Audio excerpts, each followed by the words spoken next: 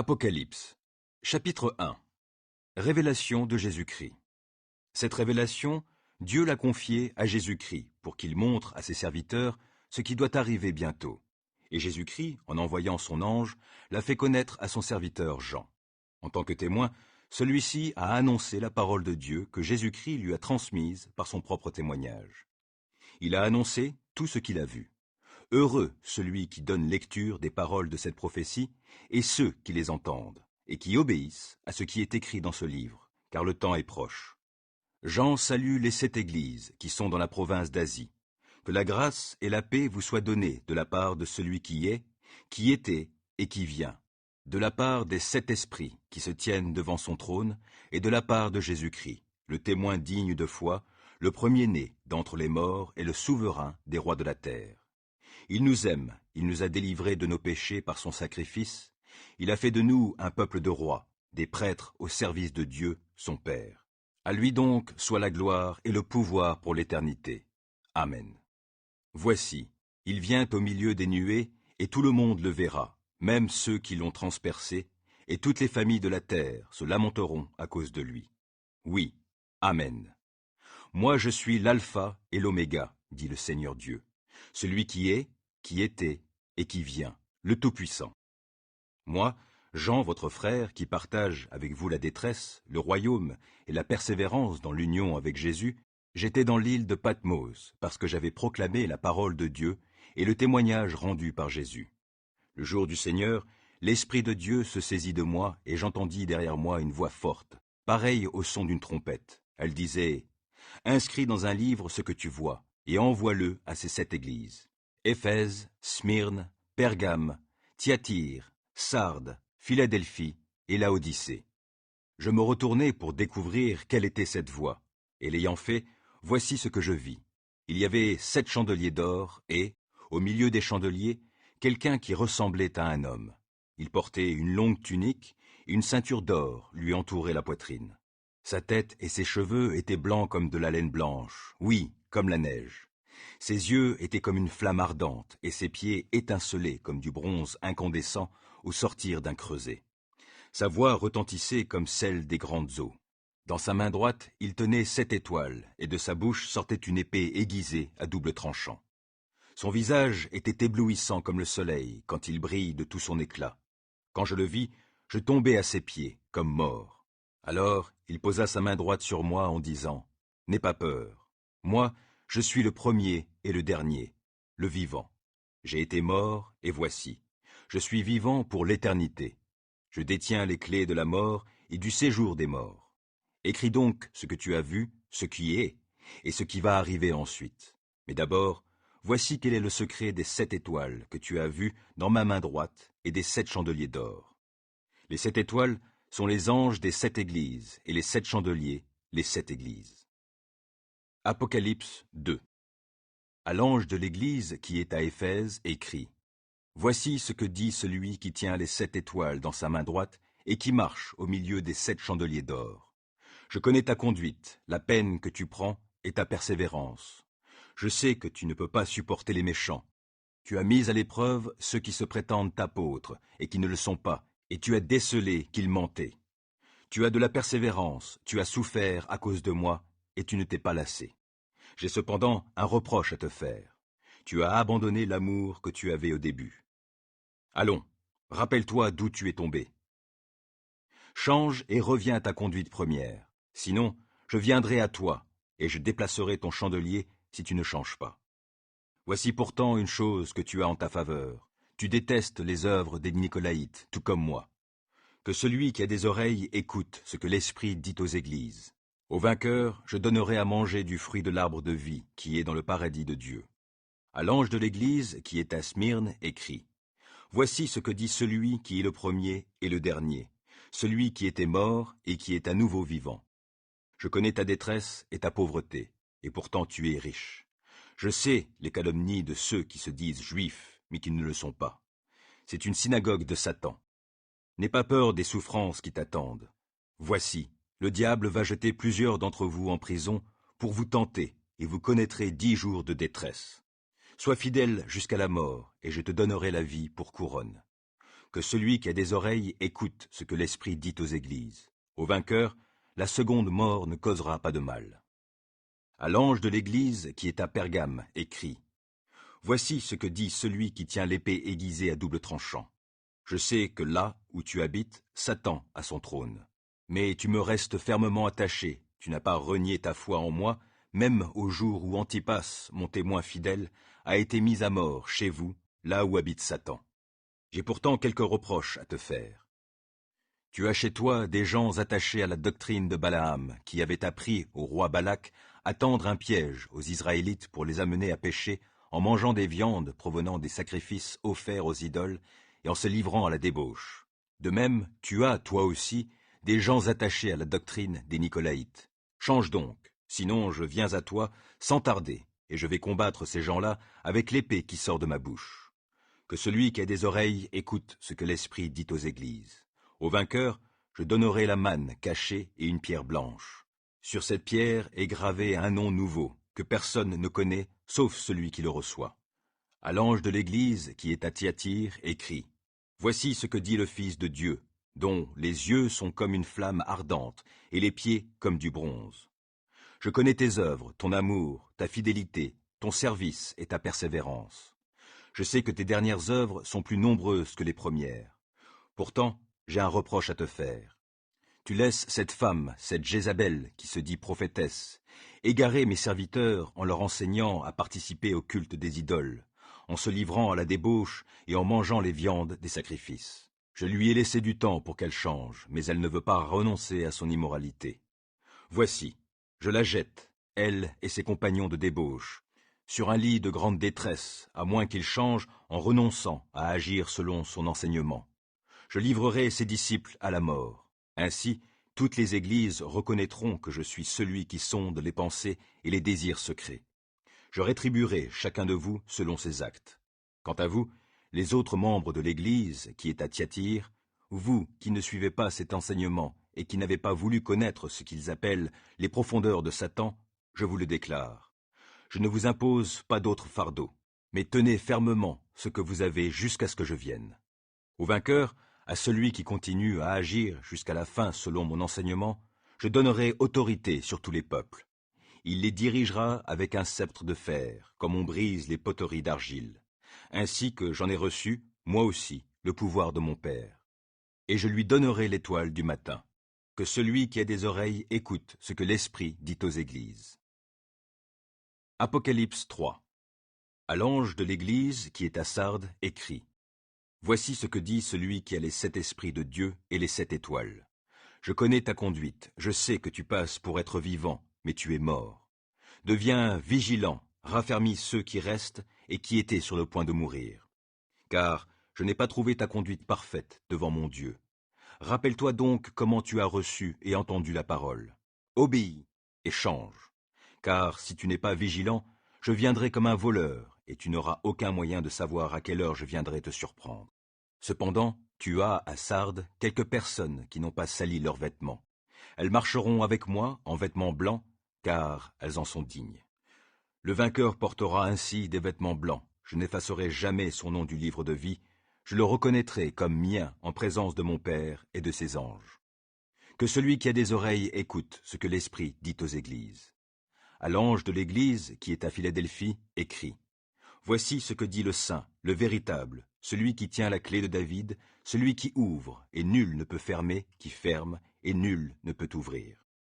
Je connais ta conduite. Voici, j'ai ouvert devant toi une porte que nul ne peut fermer. Je le sais. Tu n'as que peu de puissance, tu as obéi à ma parole, et tu ne m'as pas renié. Eh bien, je te donne des membres de la synagogue de Satan. Ils se disent juifs, mais ne le sont pas. Ils mentent. Je les ferai venir se prosterner à tes pieds et reconnaître que moi, je t'ai aimé. Tu as gardé le commandement de persévérer que je t'ai donné. C'est pourquoi, à mon tour, je te garderai à l'heure de l'épreuve qui va venir sur le monde entier pour éprouver tous les habitants de la terre. Je viens bientôt, tiens ferme ce que tu as pour que personne ne te ravise ta couronne. Du vainqueur, je ferai un pilier dans le temple de mon Dieu, et il n'en sortira plus jamais. Je graverai sur lui le nom de mon Dieu et celui de la ville de mon Dieu, la nouvelle Jérusalem, qui descend du ciel d'auprès de mon Dieu, ainsi que mon nom nouveau. Que celui qui a des oreilles écoute ce que l'Esprit dit aux églises.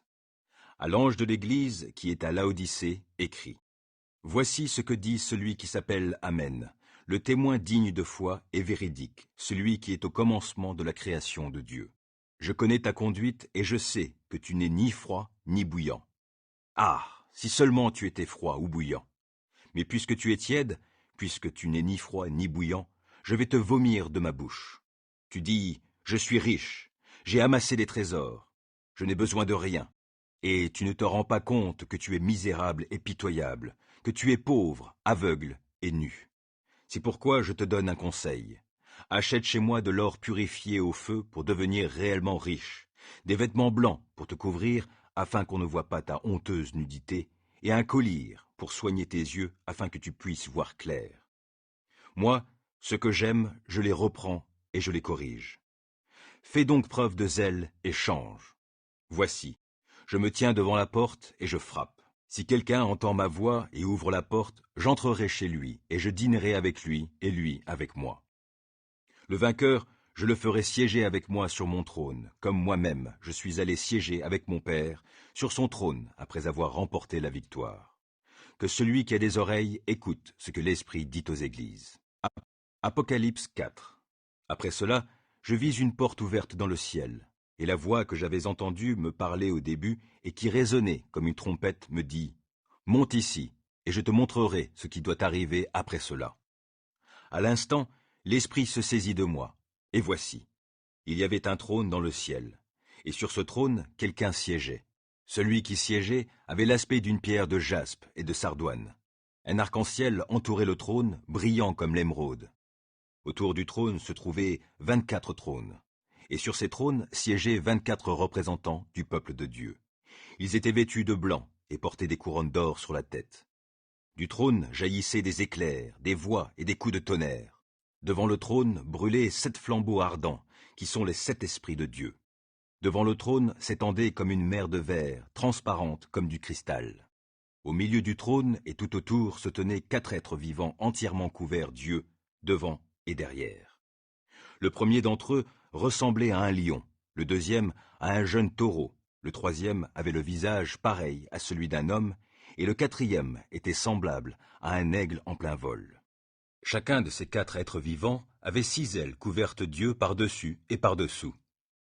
Jour et nuit, ils ne cessent de dire « Saint, Saint, Saint est le Seigneur Dieu, le Tout-Puissant, celui qui était, qui est et qui vient. » Et chaque fois que les êtres vivants présentent leur adoration, leur hommage et leur reconnaissance à celui qui siège sur le trône, à celui qui vit éternellement, les 24 représentants du peuple de Dieu se prosternent devant celui qui siège sur le trône et adorent celui qui vit éternellement. Ils déposent leur couronne devant le trône en disant « Tu es digne, notre Seigneur et notre Dieu, qu'on te donne gloire, honneur et puissance, car tu as créé tout ce qui existe. L'univers entier doit son existence et sa création à ta volonté. » Apocalypse 5. Alors je vis dans la main droite de celui qui siégeait sur le trône un livre écrit à l'intérieur et à l'extérieur. Il était scellé de 7 sceaux. Je vis aussi un ange puissant qui proclamait d'une voix forte « Qui est digne d'ouvrir le livre et d'en rompre les sceaux ?» Mais personne, ni au ciel, ni sur la terre, ni sous la terre, n'était capable d'ouvrir le livre ni de le lire. Je me mis à pleurer abondamment, parce qu'on ne trouvait personne qui fût digne d'ouvrir le livre et de le lire. Alors l'un des représentants du peuple de Dieu me dit « Ne pleure pas. Voici, il a remporté la victoire, le lion de la tribu de Juda, le rejeton de la racine de David, pour ouvrir le livre et ses 7 sceaux. » Alors je vis, au milieu du trône et des 4 êtres vivants et au milieu des représentants du peuple de Dieu, un agneau qui se tenait debout. Il semblait avoir été égorgé. Il avait 7 cornes et 7 yeux, qui sont les 7 esprits de Dieu, envoyés par toute la terre. L'agneau s'avança pour recevoir le livre de la main droite de celui qui siégeait sur le trône. Lorsqu'il eut pris le livre, les 4 êtres vivants et les 24 représentants du peuple de Dieu se prosternèrent devant l'agneau. Ils avaient chacun une harpe et des coupes d'or remplies d'encens qui représentent les prières des membres du peuple saint. Et ils chantaient un cantique nouveau. Tu es seul digne de recevoir le livre et d'en briser les sceaux, car tu as été égorgé et tu as racheté pour Dieu grâce à ton sacrifice, des hommes de toute tribu, de toute langue, de tout peuple, de toutes les nations. Tu as fait d'eux un peuple de rois et de prêtres pour notre Dieu, et ils régneront sur la terre. Puis je vis et j'entendis la voix d'anges rassemblés en grand nombre autour du trône, des êtres vivants et des représentants du peuple de Dieu. Ils étaient des milliers de milliers et des millions de millions. Ils disaient d'une voix forte, « Il est digne, l'agneau qui fut égorgé, de recevoir la puissance, la richesse, la sagesse et la force, l'honneur et la gloire et la louange. » Et toutes les créatures dans le ciel, sur la terre, sous la terre et sur la mer, tous les êtres qui peuplent l'univers, je les entendis proclamer. À celui qui siège sur le trône et à l'agneau, soit louange et honneur, gloire et puissance pour toute éternité. Les 4 êtres vivants répondaient « Amen » et les représentants du peuple de Dieu se prosternèrent et adorèrent. Apocalypse 6. Puis je vis l'agneau ouvrir le premier des 7 sceaux, et j'entendis l'un des 4 êtres vivants dire d'une voix de tonnerre « Viens !» Et je vis venir un cheval blanc. Son cavalier était armé d'un arc. Une couronne lui fut donnée, et il partit en vainqueur et pour vaincre. Quand l'agneau ouvrit le 2e sceau, j'entendis le 2e être vivant dire « Viens !»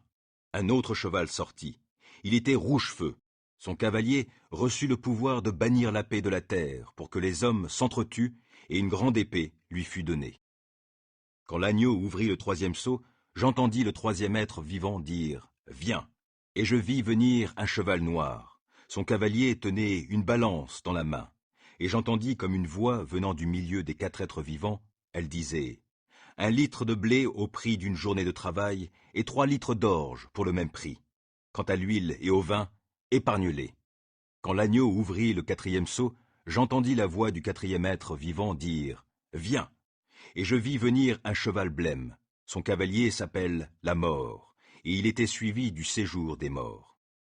Il leur fut donné le pouvoir sur le quart de la terre de faire périr les hommes par l'épée, la famine, les épidémies et les bêtes féroces. Quand l'agneau ouvrit le 5e sceau, je vis, sous l'autel, les âmes de ceux qui avaient été égorgés à cause de leur fidélité à la parole de Dieu et du témoignage qu'ils avaient rendu.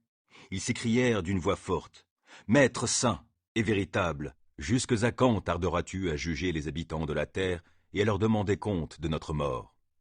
Alors chacun d'eux reçut une tunique blanche, et il leur fut dit de patienter encore un peu de temps, jusqu'à ce que soit au complet le nombre de leurs compagnons de service et de leurs frères qui allaient être mis à mort comme eux. Puis je vis l'agneau ouvrir le 6e sceau, et il y eut un violent tremblement de terre. Le soleil devint noir comme une toile de sac, la lune tout entière devint rouge comme du sang. Les étoiles du ciel s'abattirent sur la terre, comme font les fruits verts d'un figuier secoué par un gros coup de vent. Le ciel se retira comme un parchemin qu'on enroule, et toutes les montagnes et toutes les îles furent enlevées de leur place. Les rois de la terre et les hauts dignitaires, les chefs militaires, les riches et les puissants, tous les esclaves et tous les hommes libres, allèrent se cacher au fond des cavernes et parmi les rochers des montagnes. Ils criaient aux montagnes et aux rochers, « Tombez sur nous et cachez-nous loin du regard de celui qui siège sur le trône, loin de la colère de l'agneau, car le grand jour de leur colère est arrivé, et qui peut subsister ?» Apocalypse 7. Après cela, je vis 4 anges. Ils se tenaient debout aux 4 coins de la terre. Ils retenaient les 4 vents de la terre pour qu'aucun vent ne souffle ni sur la terre, ni sur la mer, ni sur aucun arbre. Et je vis un autre ange monter du côté de l'Orient. Il tenait le sceau du Dieu vivant. Il cria d'une voix forte aux 4 anges auxquels Dieu avait donné le pouvoir de ravager la terre et la mer. Il leur dit, « Ne faites pas de mal à la terre, à la mer, ni aux arbres, tant que nous n'avons pas marqué du sceau le front des serviteurs de notre Dieu. » J'entendis le nombre de ceux qui furent ainsi marqués. Ils étaient 144 000 de toutes les tribus du peuple d'Israël à porter cette marque. 12 000 de la tribu de Juda marqués du sceau, 12 000 de la tribu de Ruben, 12 000 de la tribu de Gad, 12 000 de la tribu d'Azer, 12 000 de la tribu de Nephtali, 12 000 de la tribu de Manassé, 12 000 de la tribu de Siméon, 12 000 de la tribu de Lévi, 12 000 de la tribu d'Issachar, 12 000 de la tribu de Zabulon, 12 000 de la tribu de Joseph, 12 000 de la tribu de Benjamin, marqués du sceau. Après cela, je vis une foule immense, que nul ne pouvait dénombrer. C'étaient des gens de toute nation, de toute tribu, de tout peuple, de toute langue. Ils se tenaient debout devant le trône et devant l'agneau, vêtus de tuniques blanches, et ils avaient à la main des branches de palmier. Ils proclamaient d'une voix forte: « Le salut appartient à notre Dieu qui siège sur le trône et à l'agneau. » Et tous les anges se tenaient debout tout autour du trône, des représentants du peuple de Dieu et des 4 êtres vivants. Ils se prosternèrent face contre terre devant le trône et ils adorèrent Dieu en disant: « Amen. À notre Dieu soit la louange, la gloire et la sagesse, la reconnaissance et l'honneur, la puissance et la force pour toute éternité. Amen. » Alors l'un des représentants du peuple de Dieu prit la parole et me demanda: « Ces gens vêtus d'une tunique blanche, qui sont-ils et d'où sont-ils venus ?» Je lui répondis: « Mon Seigneur, c'est toi qui le sais. » Il reprit: « Ce sont ceux qui viennent de la grande détresse. Ils ont lavé et blanchi leur tunique dans le sang de l'agneau. C'est pourquoi ils se tiennent devant le trône de Dieu et lui rendent un culte nuit et jour dans son temple. Et celui qui siège sur le trône les abritera sous sa tente. Ils ne connaîtront plus ni la faim ni la soif. Ils ne souffriront plus des ardeurs du soleil, ni d'aucune chaleur brûlante. Car l'agneau qui est au milieu du trône prendra soin d'eux comme un berger. Il les conduira vers les sources d'eau vive, et Dieu lui-même essuiera toute larme de leurs yeux. » Apocalypse 8. Quand l'agneau ouvrit le 7e sceau, il se fit dans le ciel un silence d'environ une demi-heure. Alors je vis les 7 anges qui se tiennent devant Dieu. 7 trompettes leur furent données. Un autre ange vint et se plaça sur l'autel. Il portait un encensoir d'or. On lui remit de nombreux parfums pour les offrir sur l'autel d'or devant le trône avec les prières des membres du peuple saint. Et, de la main de l'ange, la fumée des parfums s'éleva devant Dieu avec les prières des membres du peuple saint. L'ange prit l'encensoir, le remplit de braises ardentes prises sur l'autel et le lança sur la terre. Il y eut alors des coups de tonnerre, des voix, des éclairs et un tremblement de terre. Alors les 7 anges qui tenaient les 7 trompettes s'apprêtèrent à en sonner. Le premier ange sonna de la trompette. Aussitôt, de la grêle mêlée de feu et de sang s'abattit sur la terre. Le tiers de la terre fut brûlé, le tiers des arbres fut brûlé, et toute plante verte fut brûlée. Le deuxième ange sonna de la trompette. Une énorme masse incandescente ressemblant à une montagne embrasée fut précipitée dans la mer. Le tiers de la mer devint comme du sang. Le tiers des créatures vivantes dans la mer périrent, et le tiers des bateaux furent détruits. Le troisième ange sonna de la trompette. Un grand astre enflammé, une sorte de globe de feu, tomba du ciel sur le tiers des fleuves et sur les sources d'eau. Cet astre se nomme absinthe. Le tiers des eaux se transforma en un liquide amer comme l'absinthe, et beaucoup d'hommes moururent pour avoir bu ces eaux parce qu'elles étaient devenues amères. Le quatrième ange sonna de la trompette. Le tiers du soleil, le tiers de la lune et le tiers des étoiles furent frappés, de sorte que le tiers de leur lumière s'éteignit, et la clarté du jour, comme celle de la nuit, diminua d'un tiers. Alors je vis un aigle qui planait au zénith, et je l'entendis crier d'une voix forte: « Malheur, malheur, malheur aux habitants de la terre, quand retentiront les 3 trompettes que les 3 derniers anges vont faire sonner. » Apocalypse 9. Puis le 5e ange sonna de la trompette, et je vis un astre qui était tombé du ciel sur la terre. La clé du puits de l'abîme lui fut donnée. Il ouvrit le puits de l'abîme, et une fumée épaisse s'en éleva, comme celle d'une grande fournaise. Le soleil et l'air furent obscurcis par la fumée qui s'échappait du puits. De cette fumée sortirent des sauterelles qui se répandirent sur la terre. Il leur fut donné un pouvoir semblable à celui des scorpions. Elles reçurent l'ordre de ne pas faire de mal à l'herbe de la terre, ni à aucune plante verte, ni à aucun arbre, mais de s'attaquer seulement aux hommes qui ne portent pas le sceau de Dieu sur le front. Il leur fut donné non pas de les tuer, mais de les torturer pendant 5 mois. La douleur qu'elles causaient ressemblait à celle qu'une piqûre de scorpion inflige à un homme. En ces jours-là, les hommes chercheront la mort, mais ils ne la trouveront pas. Ils l'appelleront de leurs vœux, mais la mort les fuira. Ces sauterelles ressemblaient à des chevaux harnachés pour la bataille. Elles avaient sur la tête comme des couronnes d'or, et leur face ressemblait à un visage humain. Leur chevelure était pareille à celle des femmes, et leurs dents à celles des lions. Leur thorax paraissait cuirassé de fer, et le bruit de leurs ailes évoquait le fracas d'une charge de chars tirés pour le combat par de nombreux chevaux. Elles avaient des queues armées de dards comme celles des scorpions. C'est avec leurs queues qu'elles pouvaient torturer les hommes pendant 5 mois. Elles avaient pour roi l'ange de l'abîme, qui s'appelle en hébreu Abaddon et en grec Apollyon. Le premier malheur est passé. Voici, 2 malheurs encore viennent après lui. Le 6e ange sonna de la trompette. J'entendis alors une voix sortant des 4 cornes de l'autel d'or qui se trouve devant Dieu. Elle disait au 6e ange qui tenait la trompette, « Libère les 4 anges qui sont enchaînés au bord du grand fleuve, l'Euphrate. » On délia donc les 4 anges tenus prêts pour cette heure, ce jour, ce mois et cette année, afin qu'ils exterminent le tiers de l'humanité. Ils étaient 200 millions de cavaliers combattants.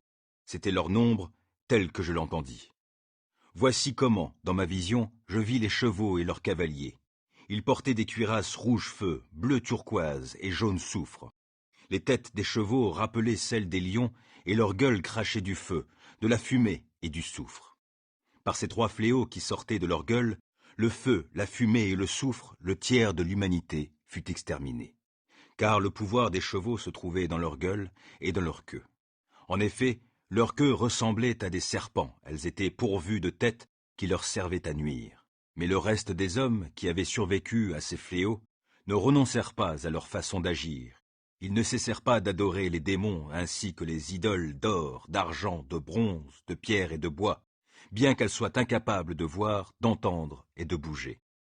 Ils ne renoncèrent pas à leur meurtre, à leurs pratiques magiques, à leur immoralité et à leur malhonnêteté. Apocalypse 10. Ensuite, je vis un autre ange, puissant, descendre du ciel, enveloppé d'une nuée. Un arc-en-ciel auréolait sa tête. Son visage rayonnait comme le soleil, et ses jambes ressemblaient à des colonnes de feu. Dans sa main, il tenait un petit livre ouvert. Il posa son pied droit sur la mer et le gauche sur la terre. Il se mit à crier d'une voix forte comme rugit un lion.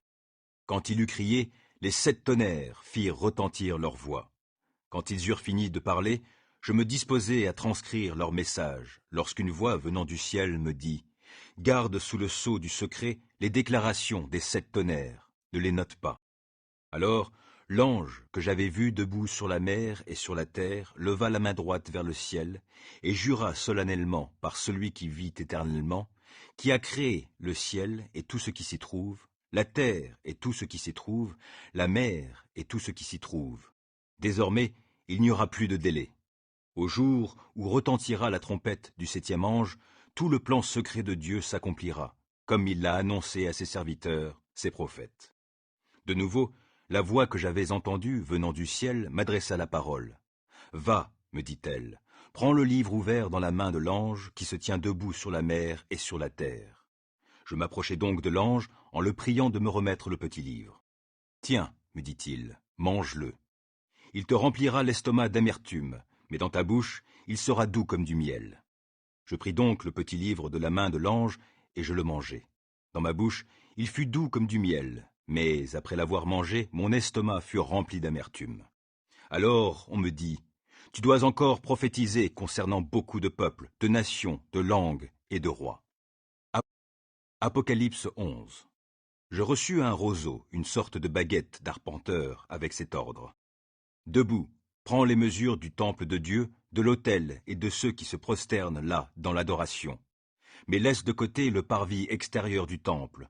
Ne le mesure donc pas, car il a été abandonné aux peuples étrangers. Ils fouleront aux pieds la ville sainte pendant 42 mois. Je confierai à mes 2 témoins la mission de prophétiser, habillés de vêtements de deuil, pendant 1260 jours. Ces 2 témoins sont les 2 oliviers et les 2 chandeliers qui se tiennent devant le Seigneur de la terre.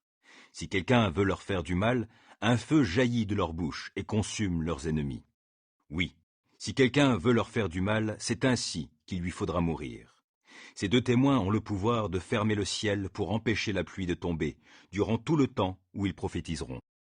Ils ont aussi le pouvoir de changer les eaux en sang et de frapper la terre de toutes sortes de plaies, aussi souvent qu'ils le voudront.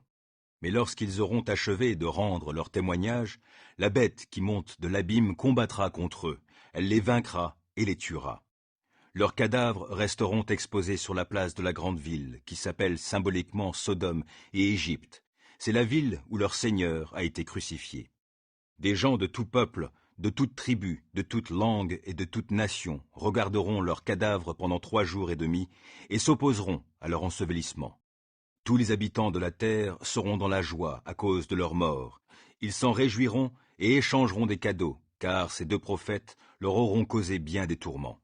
Mais au bout de ces 3 jours et demi, un esprit de vie venu de Dieu entra en eux, et ils se dressèrent sur leurs pieds. La terreur s'empara de tous les assistants. Une voix puissante venant du ciel cria aux 2 témoins, « Montez ici !» Ils montèrent au ciel dans la nuée sous les regards de leurs ennemis. Au même instant se produisit un grand tremblement de terre qui fit s'effondrer la 10e partie de la ville et, dans ce tremblement de terre, 7000 personnes périrent. Les survivants furent saisis d'effroi et rendirent hommage au Dieu du ciel. Le 2e malheur est passé. Voici, le 3e malheur vient rapidement. Le 7e ange sonna de la trompette et des voix retentirent dans le ciel. Le royaume du monde a passé maintenant aux mains de notre Seigneur et de son Messie. Il régnera éternellement. Et les 24 représentants du peuple de Dieu qui siègent devant Dieu sur leur trône se prosternèrent la face contre terre et adorèrent Dieu en disant « Seigneur Dieu Tout-Puissant, qui est et qui était, nous te disons notre reconnaissance, car tu as mis en œuvre ton immense puissance pour établir ton règne. Les autres peuples s'étaient soulevés dans leur fureur, mais ta colère est arrivée. L'heure est venue où tous les morts seront jugés, et où tes serviteurs, les prophètes et les membres du peuple saint, eux qui te craignent, petits et grands, seront récompensés. C'est aussi le moment où ceux qui détruisent la terre seront détruits. Alors s'ouvrit le temple de Dieu, qui est dans le ciel, et le coffre de son alliance y apparut. Il y eut des éclairs, des voix, des coups de tonnerre, un tremblement de terre et une forte grêle. Apocalypse 12. Alors un signe grandiose apparut dans le ciel. C'était une femme. Elle avait pour vêtement le soleil, la lune sous ses pieds et une couronne de 12 étoiles sur sa tête. Elle était enceinte, sur le point d'accoucher, et ses douleurs lui arrachaient des cris. Là-dessus, un autre signe parut dans le ciel, et voici. C'était un grand dragon, couleur de feu. Il avait 7 têtes et 10 cornes. Chacune de ces têtes portait un diadème. Sa queue balaya le tiers des étoiles du ciel et les jeta sur la terre. Le dragon se posta devant la femme, qui allait accoucher, pour dévorer son enfant dès qu'elle l'aurait mis au monde. Or, elle enfanta un fils, un garçon qui est destiné à diriger tous les peuples avec un sceptre de fer. Et son enfant fut enlevé auprès de Dieu et de son trône. La femme s'enfuit au désert, où Dieu lui avait préparé un refuge pour qu'elle y soit nourrie pendant 1260 jours. Alors, une bataille s'engagea dans le ciel. Michel et ses anges combattirent contre le dragon, et celui-ci les combattit avec ses anges. Mais le dragon ne remporta pas la victoire, et lui et ses anges ne purent maintenir leur position au ciel. Il fut précipité, le grand dragon, le serpent ancien, qu'on appelle le diable et Satan, celui qui égare le monde entier. Il fut précipité sur la terre, et ses anges furent précipités avec lui. Puis j'entendis dans le ciel une voix puissante qui disait « Maintenant, le temps du salut est arrivé. Maintenant notre Dieu a manifesté sa puissance. Il a instauré son royaume. Maintenant son Messie a pris l'autorité en main. Car l'accusateur de nos frères, celui qui, jour et nuit, les a accusés devant Dieu, a été jeté hors du ciel. Mais eux, ils l'ont vaincu grâce au sacrifice de l'agneau et grâce au témoignage qu'ils ont rendu pour lui, car ils n'ont pas aimé leur vie jusqu'à redouter de mourir. Réjouis-toi donc, ô ciel, et vous qui habitez au ciel, réjouissez-vous. Mais malheur à la terre et à la mer, le diable est descendu vers vous rempli de rage, car il sait qu'il lui reste très peu de temps. Quand le dragon se vit précipité sur la terre, il se lança à la poursuite de la femme qui avait mis au monde le garçon.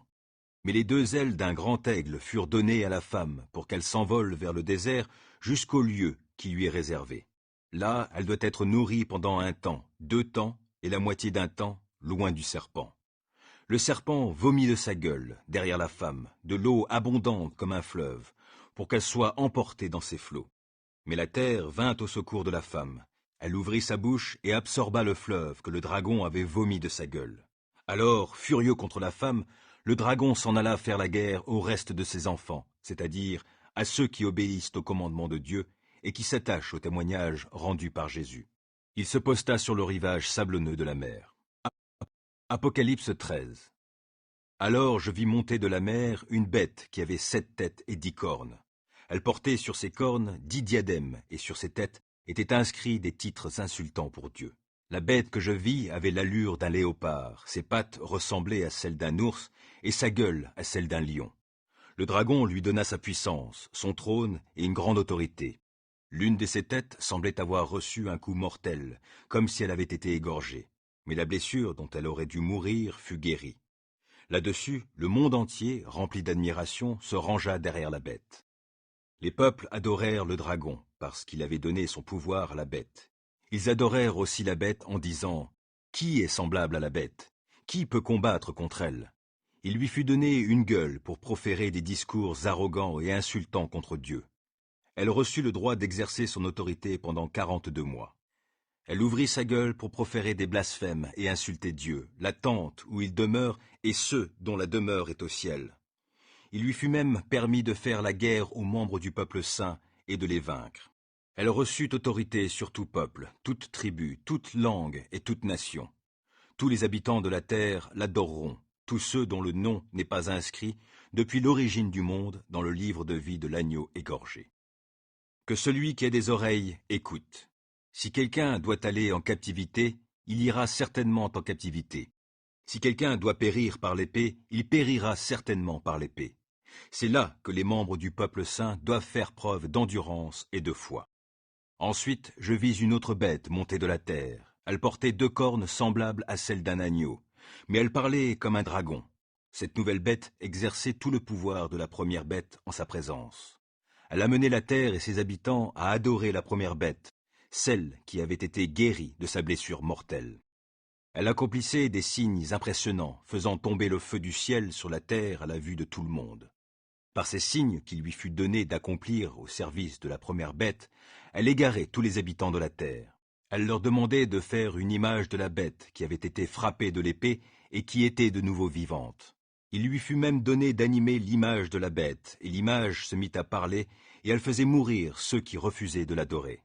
Elle amena tous les hommes, gens du peuple et grands personnages, riches et pauvres, hommes libres et esclaves, à se faire marquer d'un signe sur la main droite ou sur le front. Et personne ne pouvait acheter ou vendre sans porter ce signe. Soit le nom de la bête, soit le nombre correspondant à son nom.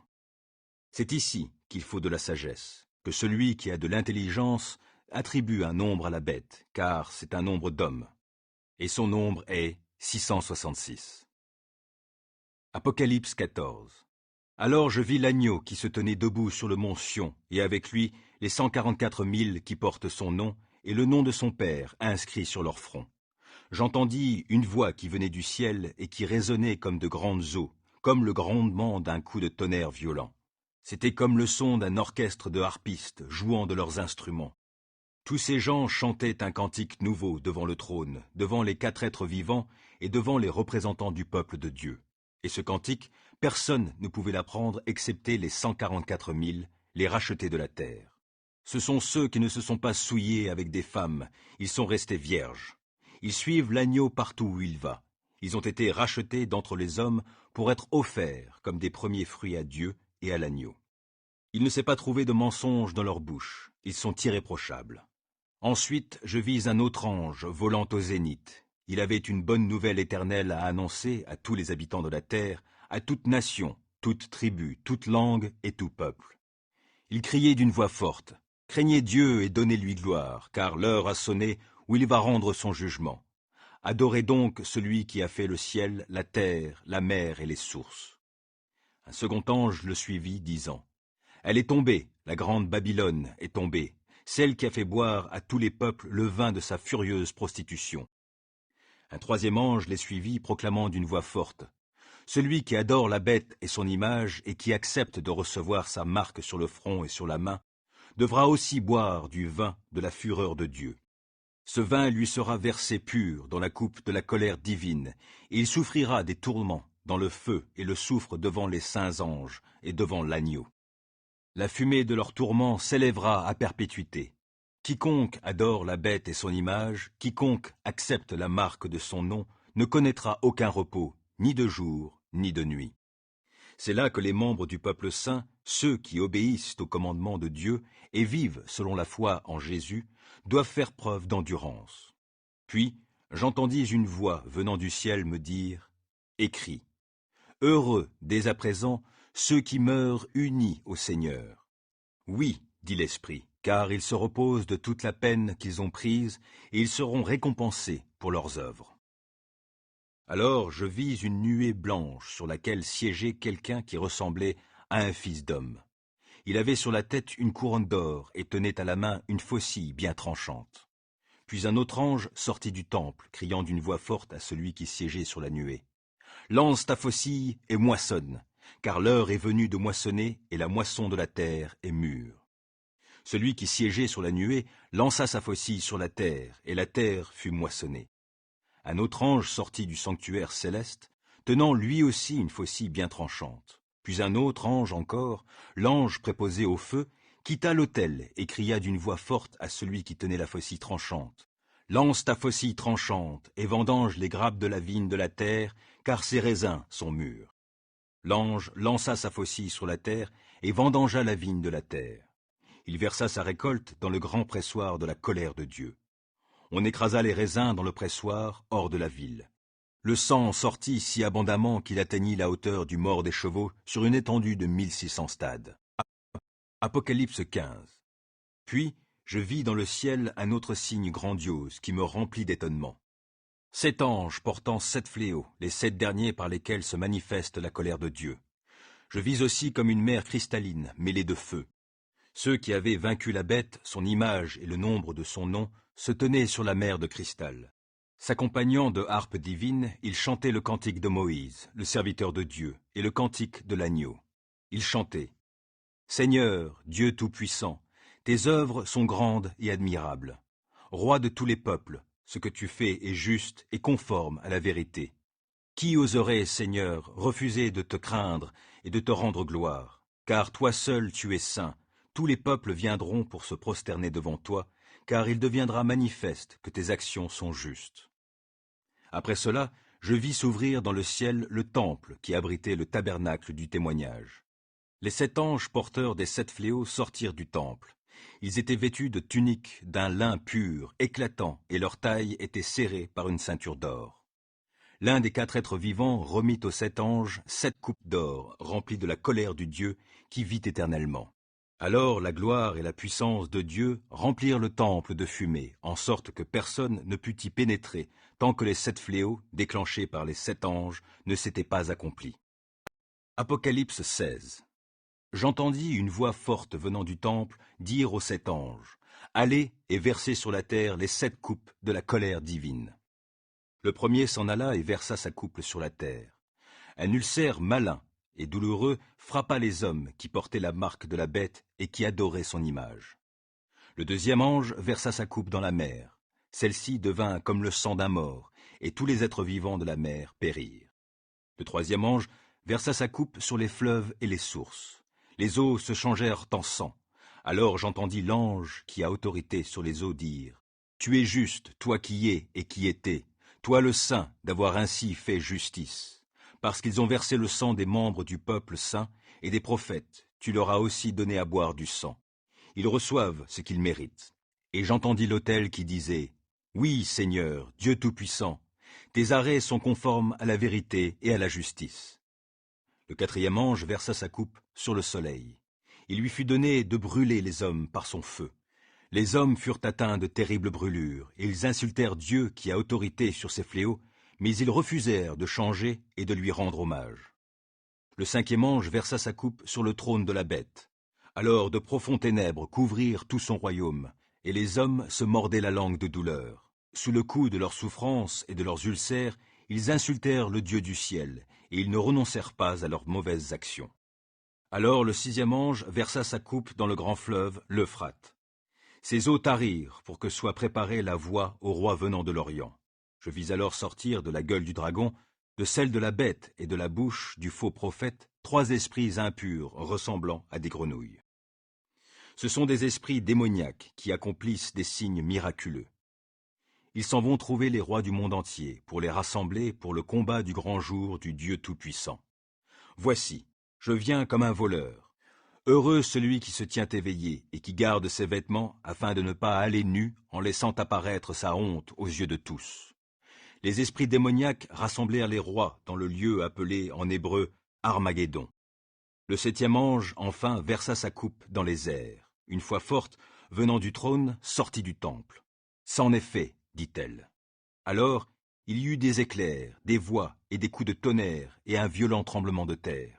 On n'en avait jamais vu d'aussi terrible depuis que l'homme est sur la terre. La grande ville se disloqua en 3 parties, et les villes de tous les pays s'écroulèrent.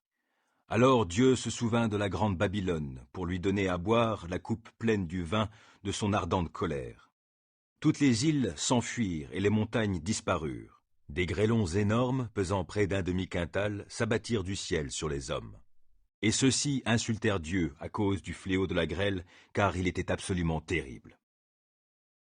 Apocalypse 17.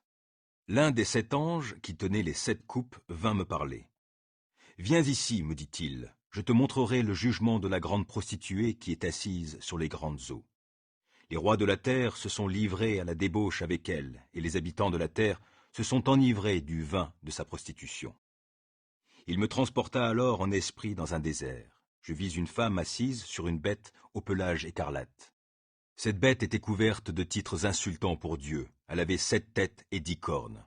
La femme était vêtue d'habits de pourpre et d'écarlate, et parée de bijoux d'or, de pierres précieuses et de perles. Elle tenait à la main une coupe d'or pleine de choses abominables et d'obscénités dues à sa prostitution. Sur son front, elle portait gravé un nom mystérieux signifiant « La grande Babylone, la mère des prostituées et des abominations de la terre ». Je vis qu'elle était ivre du sang des membres du peuple saint et des témoins de Jésus. À sa vue, je fus profondément bouleversé. L'ange me demanda « Pourquoi t'étonnes-tu ainsi ? Je vais te dévoiler le mystère de la femme et de la bête qui la porte, cette bête aux 7 têtes et aux 10 cornes. La bête que tu as vue était. Elle n'est plus. Elle va monter de l'abîme pour aller à la perdition. Les habitants de la terre, dont le nom n'est pas écrit dans le livre de vie depuis la fondation du monde, s'émerveilleront en voyant la bête, car elle était, elle n'est plus, et elle viendra. C'est ici qu'il faut une intelligence éclairée par la sagesse. Les 7 têtes sont 7 montagnes sur lesquelles siège la femme, mais elles représentent aussi 7 rois.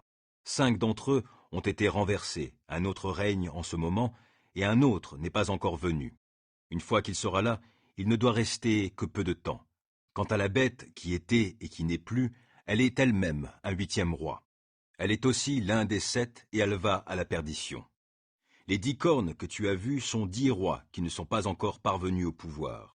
Mais ils recevront pendant 1 heure l'autorité royale et ils l'exerceront en commun avec la bête. Ils poursuivent un même but et mettent leur puissance et leur autorité au service de la bête. Ils feront la guerre à l'agneau, mais celui-ci les vaincra, car il est le Seigneur des seigneurs et le Roi des rois. Les siens, ceux qu'il a appelés et élus, ceux qui lui sont fidèles, vaincront avec lui. L'ange me dit ensuite, les eaux que tu as vues, là où est assise la prostituée, représentent des peuples, des foules, des nations et des langues. Mais les 10 cornes que tu as vues, ainsi que la bête, prendront la prostituée en haine. Elles la dépouilleront de tout ce qu'elle a et la laisseront nue. Elles dévoreront ses chairs et la consumeront par le feu. Car Dieu leur a inspiré la résolution d'exécuter son propre plan, en faisant cause commune et en mettant leur pouvoir royal au service de la bête, jusqu'à ce que toutes les décisions de Dieu soient accomplies. Cette femme que tu as vue représente la grande ville qui exerce son pouvoir sur tous les souverains du monde. Apocalypse 18.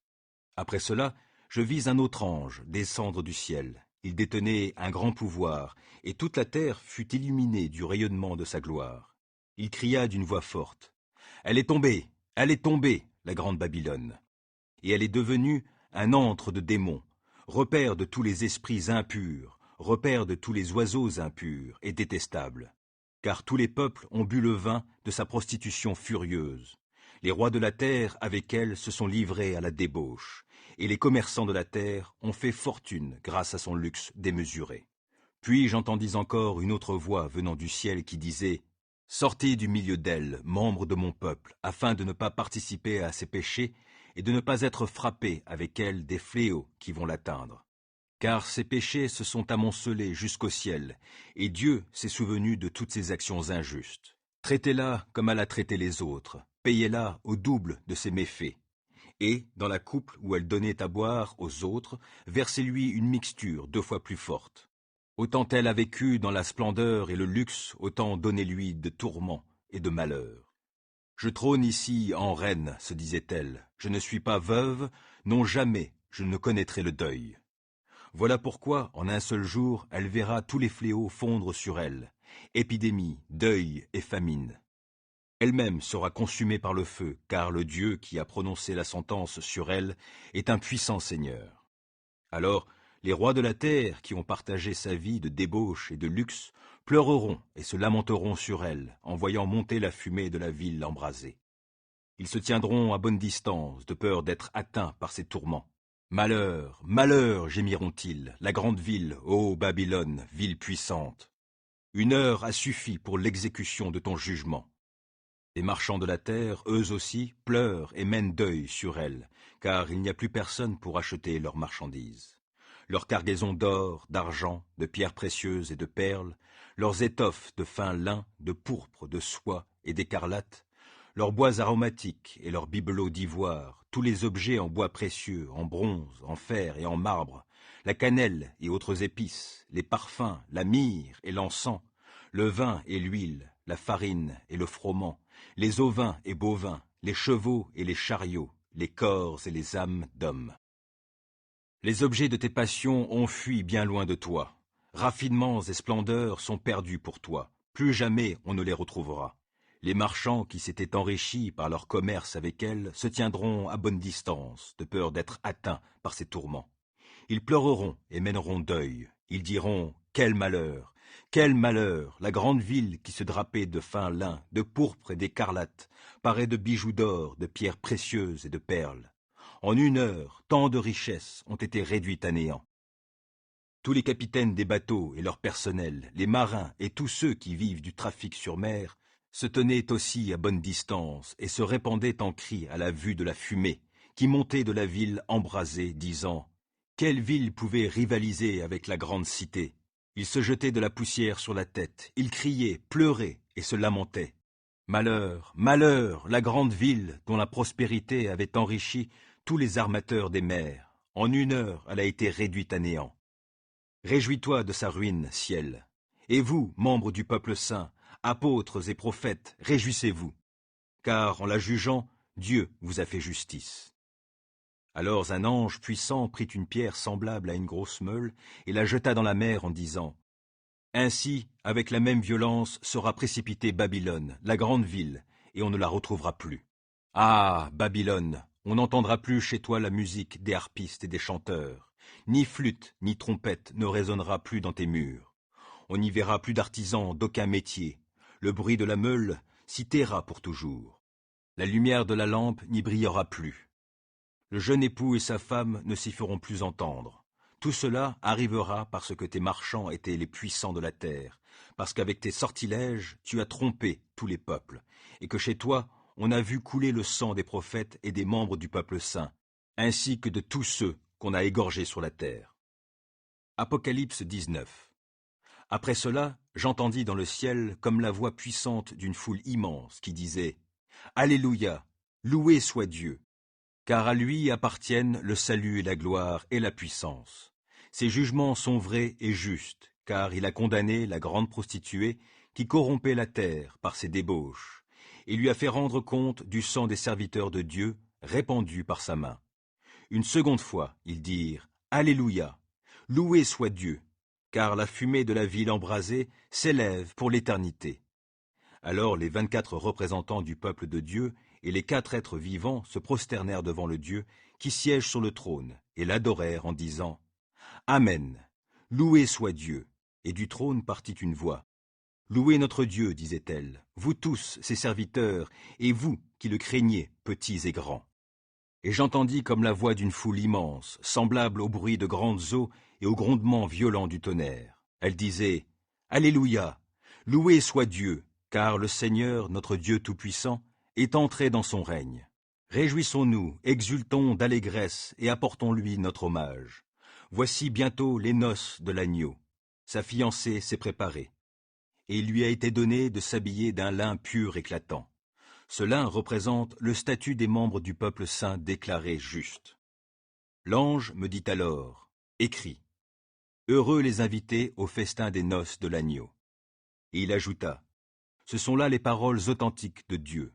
Alors je me prosternai à ses pieds pour l'adorer, mais il me dit, ne fais pas cela, je suis ton compagnon de service et celui de tes frères qui sont attachés à la vérité dont Jésus est le témoin. Adore Dieu, car le témoignage rendu par Jésus est ce qui inspire la prophétie de ce livre. Là-dessus, je vis le ciel ouvert, et voici, il y avait un cheval blanc. Son cavalier s'appelle Fidèle et Véritable. Il juge avec équité, il combat pour la justice. Ses yeux flamboient comme une flamme ardente. Sa tête est couronnée de nombreux diadèmes. Il porte un nom gravé qu'il est seul à connaître. Il est vêtu d'un manteau trempé de sang. Il s'appelle la parole de Dieu. Les armées célestes, vêtues de lin blanc et pur, le suivent sur des chevaux blancs. De sa bouche sort une épée aiguisée pour frapper les peuples, et il les dirigera avec un sceptre de fer. Il va aussi écraser lui-même le raisin dans le pressoir à vin de l'ardente colère du Dieu Tout-Puissant.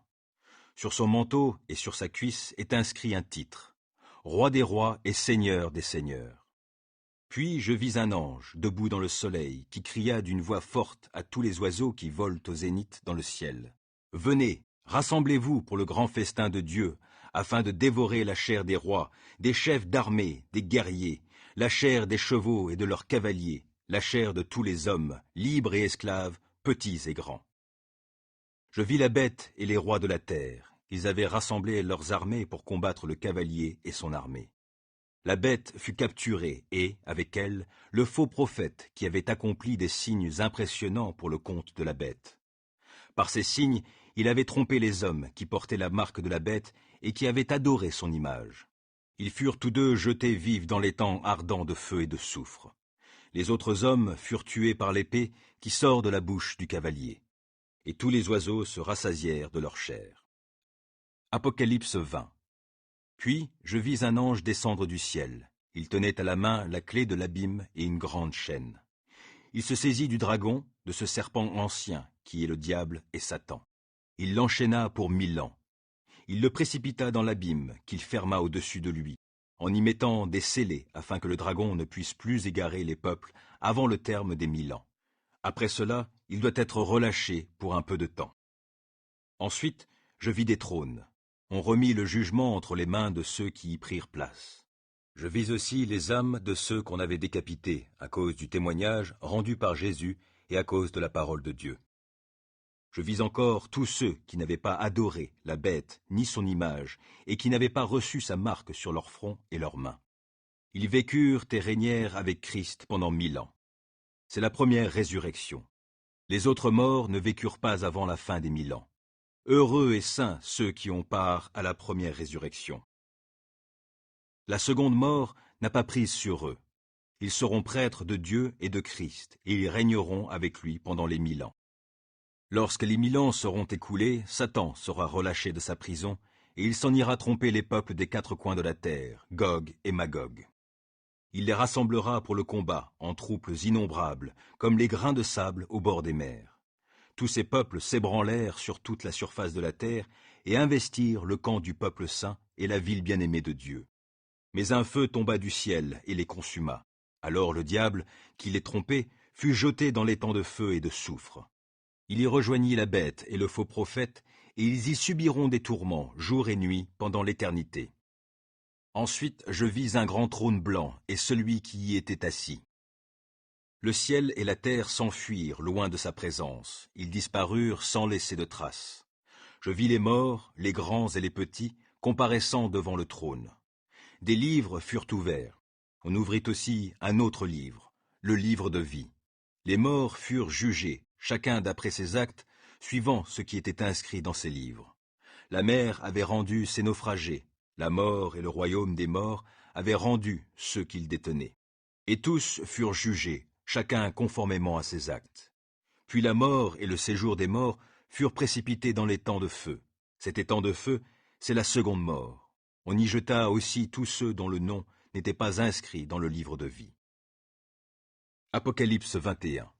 Puis je vis un ciel nouveau et une terre nouvelle, car le premier ciel et la première terre avaient disparu, et la mer n'existait plus. Je vis la ville sainte, la nouvelle Jérusalem, descendre du ciel, d'auprès de Dieu, belle comme une mariée qui s'est parée pour son époux. Et j'entendis une forte voix venant du trône qui disait « Voici la tente de Dieu avec les hommes. Il habitera avec eux. Ils seront ses peuples, et lui, Dieu avec eux, sera leur Dieu. Il essuiera toute larme de leurs yeux. La mort ne sera plus, et il n'y aura plus ni deuil, ni plainte, ni souffrance. Car ce qui était autrefois a définitivement disparu. » Alors celui qui siège sur le trône déclara « Voici, je renouvelle toutes choses. » Il ajouta « Écris que ces paroles sont vraies et entièrement dignes de confiance. » Puis il me dit « C'en est fait. Je suis l'alpha et l'oméga, le commencement et la fin. À celui qui a soif, je donnerai, moi, à boire gratuitement à la source d'où coule l'eau de la vie. Tel sera l'héritage du vainqueur. Je serai son Dieu et il sera mon fils.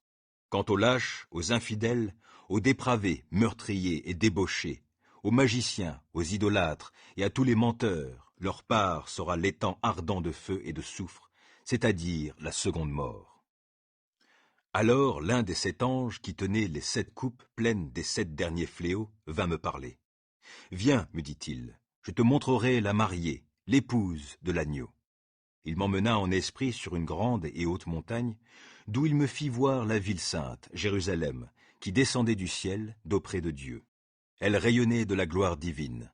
Son éclat rappelait celui d'une pierre très précieuse, celui d'un jaspe d'une transparence cristalline. Elle était entourée d'une grande et haute muraille, percée de 12 portes gardées par 12 anges, et sur ces portes étaient gravés les noms des 12 tribus d'Israël. Les portes étaient orientées 3 vers l'est, 3 vers le nord, 3 vers le sud et 3 vers l'ouest.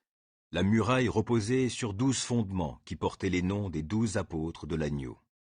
Mon interlocuteur tenait, en guise de mesure, un roseau d'or pour mesurer la ville, ses portes et sa muraille. La ville était bâtie en carré, sa longueur égalait sa largeur. L'ange mesura donc la ville avec son roseau et trouva 12 000 stades, sa longueur, sa largeur et sa hauteur étant d'égale dimension. Il mesura aussi la muraille et trouva 144 coudées, d'après la mesure humaine employée par l'ange. La muraille était construite en jaspe, la ville elle-même était d'or pur, transparent comme du cristal pur. Les fondements de la muraille de la ville étaient ornés de toutes sortes de pierres précieuses. Le premier de jaspe, le second de saphir, le troisième de chalcédoine, le quatrième d'émeraude, le cinquième de sardoine, le sixième de cornaline, le septième de chrysolite, le huitième de béryl, le neuvième de topaze, le 10e de chrysoprase, le 11e de turquoise, le 12e d'améthyste. Les 12 portes étaient 12 perles. Chaque porte était faite d'une seule perle. L'avenue principale de la ville était d'or pur, transparent comme du cristal. Je ne vis aucun temple dans la ville. Son temple, c'est le Seigneur, le Dieu Tout-Puissant, ainsi que l'agneau. La ville n'a besoin ni du soleil ni de la lune pour l'éclairer, car la gloire de Dieu l'illumine et l'agneau lui tient lieu de lampe. Les peuples marcheront à sa lumière, et les rois de la terre viendront lui apporter leur gloire. Tout au long du jour, les portes de la ville resteront ouvertes, car il n'y aura plus de nuit. On y apportera tout ce qui fait la gloire et l'honneur des peuples. Rien d'impur ne pourra y pénétrer. Nul homme qui se livre à des pratiques abominables et aux mensonges n'y entrera. Seuls y auront accès ceux qui sont inscrits dans le livre de vie de l'agneau. Apocalypse 22. Finalement, l'ange me montra le fleuve de la vie, limpide comme du cristal, qui jaillissait du trône de Dieu et de l'agneau. Au milieu de l'avenue de la ville, entre 2 bras du fleuve, se trouve l'arbre de vie. Il produit 12 récoltes, chaque mois il porte son fruit. Ses feuilles servent à guérir les peuples. Il n'y aura plus aucune malédiction. Le trône de Dieu et de l'agneau sera dans la ville. Ses serviteurs lui rendront un culte. Ils verront sa face et porteront son nom sur leur front. Il n'y aura plus jamais de nuit. On n'aura donc plus besoin ni de la lumière d'une lampe, ni de celle du soleil, car le Seigneur Dieu répandra sur eux sa lumière. Et ils régneront éternellement. L'ange me dit, Ces paroles sont vraies et entièrement dignes de foi. Dieu le Seigneur, qui a inspiré ses prophètes, a envoyé son ange pour montrer à ses serviteurs ce qui doit arriver bientôt. Voici, dit Jésus, je viens bientôt. Heureux celui qui obéit aux paroles prophétiques de ce livre. Moi, Jean, j'ai entendu et vu tout cela. Après avoir entendu et vu ces choses, je me prosternai aux pieds de l'ange qui me les avait montrées, et j'allais l'adorer. Non, me dit-il, ne fais pas cela. Je suis ton compagnon de service et celui de tes frères, les prophètes, et de ceux qui obéissent aux paroles de ce livre. Adore Dieu. Et il ajouta, ne tiens pas secrètes les paroles prophétiques de ce livre, car le temps de leur accomplissement est proche. Que celui qui commet le mal continue à mal agir, que celui qui est impur continue à s'adonner à l'impureté, mais que celui qui est juste continue à faire ce qui est juste, et que celui qui est saint continue à se purifier. Oui, dit Jésus, je viens bientôt. J'apporte avec moi mes récompenses pour rendre à chacun selon ses actes. Je suis l'alpha et l'oméga, le premier et le dernier, le commencement et la fin. Heureux ceux qui lavent leurs vêtements. Ils auront le droit de manger du fruit de l'arbre de vie et de franchir les portes de la ville. Mais dehors les hommes ignobles, ceux qui pratiquent la magie, les débauchés, les meurtriers, ceux qui adorent des idoles, et tous ceux qui aiment et pratiquent le mensonge. Moi, Jésus, j'ai envoyé mon ange pour rendre témoignage à ces vérités destinées aux églises. Je suis le rejeton de la racine de David, son descendant. C'est moi, l'étoile brillante du matin. Et l'Esprit et l'Épouse disent, « Viens, que celui qui entend ces paroles dise, « Viens, que celui qui a soif vienne, que celui qui veut de l'eau de la vie la reçoive gratuitement. » Moi, je le déclare solennellement à tous ceux qui entendent les paroles prophétiques de ce livre. Si quelqu'un y ajoute quoi que ce soit, Dieu ajoutera à son sort les fléaux décrits dans ce livre. Si quelqu'un retranche quelque chose des paroles prophétiques de ce livre, Dieu lui ôtera tout droit à l'arbre de vie et à la ville sainte décrite dans ce livre. Le témoin qui affirme ces choses déclare, « Oui, je viens bientôt. Oh oui, qu'il en soit ainsi. Viens, Seigneur Jésus.